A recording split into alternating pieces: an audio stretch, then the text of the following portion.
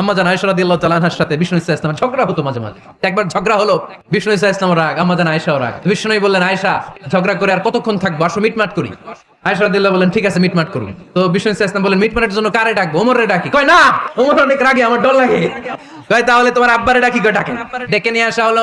আবু বকর রাদিয়াল্লাহু তাআলা আনহু দাঁড়ালেন, আম্মা জান আয়েশা দাঁড়ালেন, বিশ্বনবীও দাঁড়ালেন। বিশ্বনবী বললেন, আয়েশা তোমার আব্বা আসছে, এবার ঘটনা খুলে বলার পালা, তুমি বলবা নাকি আমি বলবো? আম্মা জান আয়েশা বললেন, আপনি বলেন, তবে যেটা ঘটছে ওইটাই বললেন, মিথ্যা কথা কইেন না।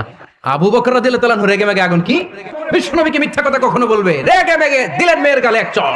বাবার হাতের থাপ্পড়কে আম্মা জান আয়েশা উল্টে বললেন।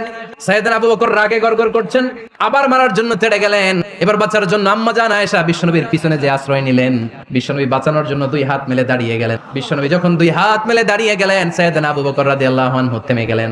সাইয়েদনা আবু বকর রাদিয়াল্লাহু তাআলা আনহু ঘর থেকে বের হয়ে বারান্দায় দাঁড়ালেন। এবার বিশ্বনবী আম্মা জান আয়েশার কাছে যেয়ে বলেন, ইয়া আয়েশা, তুমি দেখছো কেমনে বাঁচাইলাম?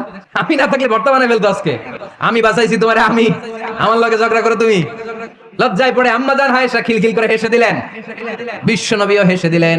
দুইজনের হাসির মধুর আওয়াজ শুনে সাইয়েদনা আবু বকর বাইরে থেকে অবাক, কিরে এতক্ষণ না ঝড় তুফান, এখন দেখি হাসি। সালাম দিয়ে অনুমতি নিয়ে ভিতরে ঢুকলেন। ঢুকে দেখেন আম্মা জান আয়েশাও হাসে, বিশ্বনবীও হাসে। এবার সাইয়েদনা আবু বকর রাদিয়াল্লাহু তাআলা আনহু বললেন, ইয়া রাসূলুল্লাহ, দুইজন যুদ্ধ লাগলে মীমাংসার জন্য যেমনি আমারে ডাকেন, এরকম হাসি আর আনন্দের মুহূর্তেও আমারে একটু ডাকেন।